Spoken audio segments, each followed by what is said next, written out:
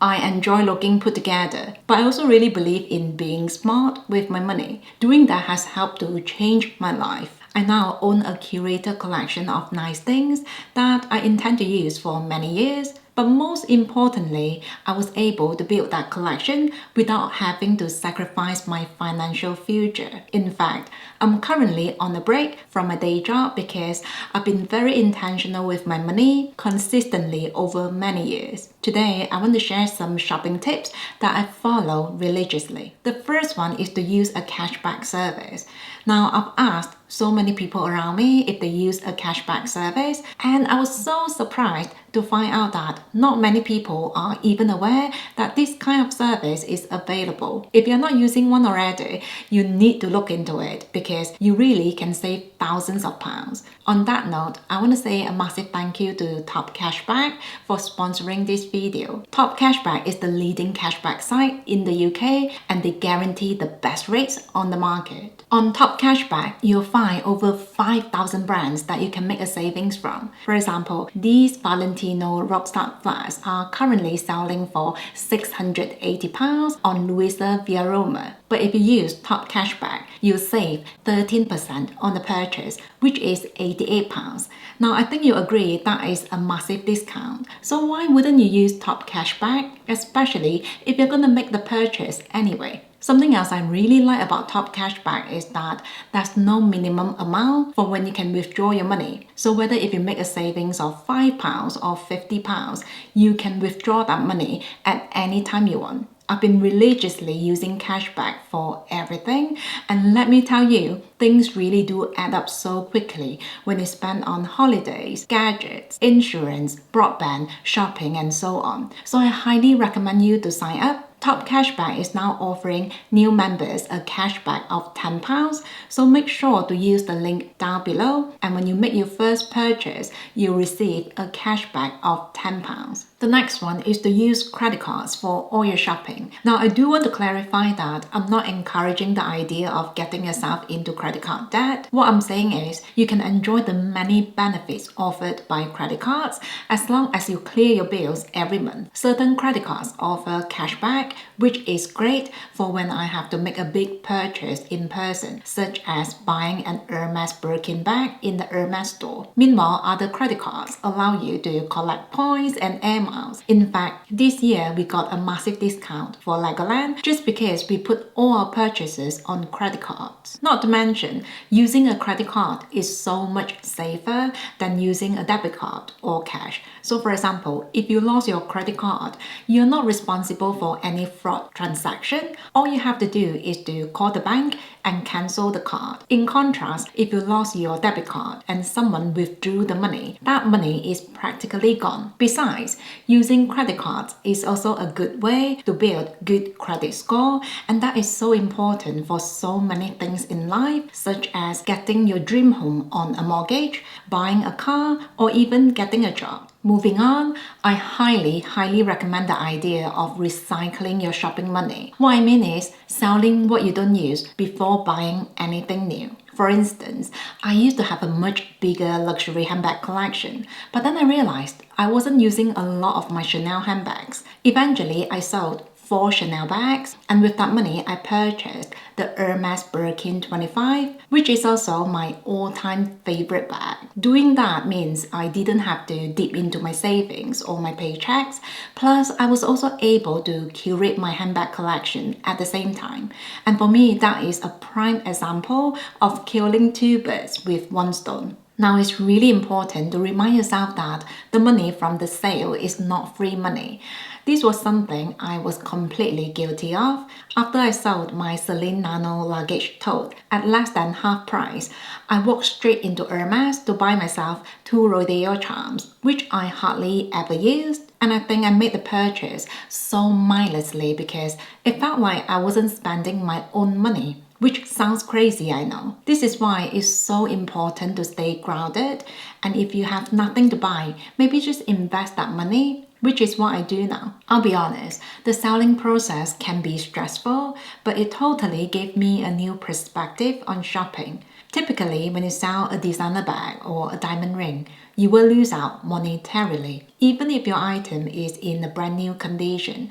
The reason is, if you don't offer big enough a discount, your potential buyer might as well buy it brand new from the store. So more often than not, you will not profit from selling things from your closet. Besides, if you don't have a social media platform, you'll have to rely on a consignment service to sell your item. This means you have to pay them a big sale commission, which is about 30% of the sale price. Another reality check I got from selling my pieces is that selling takes a lot of time and effort, even if you have an audience who might be interested to buy from you. I mean, you have to take photos, answer questions, look into insurance and shipping options, package the item carefully, and so on and so forth. This is not to say that you should never shop again.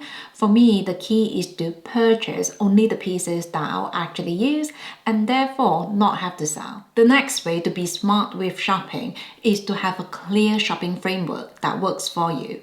For me, it really helps to define my own saves and splurges because it gives me a very clear idea on how to spend my money. For example, I don't buy designer t-shirts, luxury body care products, manicure, pedicure, designer trainers, souvenirs, and the list goes on. However, when it comes to jewelry, I only buy fine jewelry, even if that means I can only have a smaller collection.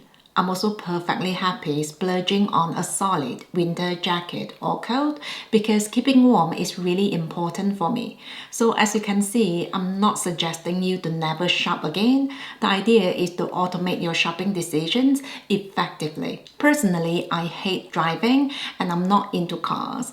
So I acknowledge that I'll never buy a fancy car because I know if I did, I wouldn't be doing it for myself. It would just be a way to impress other people. I feel like sometimes people overspend because they haven't taken the time to figure out what they would happily do without. To give you some context, I used to spend £50 on a bottle of Hermes body lotion, whereas now I use Nivea, which is about 10% of the price. It hasn't impacted my quality of life one single bit, but I've saved so much money over the years. The next one is to create a wish list.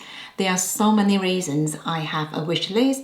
The first one is to keep track of discounts for the things I'm interested in buying. We are now approaching the holiday seasons and soon there'll be so many sales and discounts. Now those can be fantastic offers, but only if you buy the things you already wanted to buy before the sale. For me, I don't get easily distracted when I have a wish list because I can really streamline the number of things to keep an eye on. I also find that I don't rush into buying anything when I have a wish list. In fact, there are certain pieces that I've been eyeing on for years and I'm still waiting to see if I'll change my mind. For example, I really adore the Loewe mini hammock drawstring bag, the Laurel Piana pocket 19 pouch, which is always sold out, and the Tiffany knot earrings. In the past, I would have rushed into buying all of them, but now I'm a lot more grounded. The thing is, the wish list is a very visual thing, and it can really show you how your own preferences can change after 6 months. Personally, I don't see my wish list as my bucket list.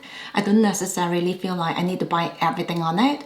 It's more a means to help me make better shopping decisions. Another shopping tip I wish I knew earlier is to not associate special occasions with shopping. Now I know it can be so exciting to celebrate a very special date with a luxury purchase or some kind of shopping, but sometimes that just isn't the best thing to do financially. For example, if you know for a fact that a certain item does go on sale occasionally, then it makes sense to buy it when it's on sale, not on your birthday or your wedding anniversary. Along the same line, if you have nothing to buy, it's perfectly okay to celebrate a very special occasion in a very simple way, such as having a nice meal. I feel like society and the media always try to condition us to do things in a certain way. But in real life, it's okay to be different. When my husband and I decided to get married, we were very young and we just started our careers.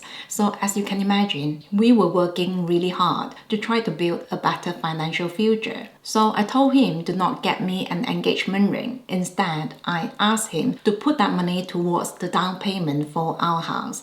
Till this day, I still thank myself for making that decision and for not following that imaginary norm. The next way to be smart with money while you shop is to set a budget for your shopping and then stick to it. No matter how much you earn, you want to make sure to always pay yourself first, which means setting aside some money to invest in your future. Then pay your bills, and whatever money that's left, that's your shopping money. Note that the important thing here is to do things in the right order. I used to get my order completely wrong. I would pay bills and then shop and shop and shop, and maybe invest a little if I had any money left. So as a result, with a lot of things I bought, I would have a sense of guilt because deep down, I knew I wasn't being responsible, even though I was never ever in consumer's debt. And those are the shopping tips that allow me to enjoy some nice things while being smart with money. Each of these things might seem really small, and you might even feel like they wouldn't make much of an impact. But trust me, if you do them consistently, it might change your life.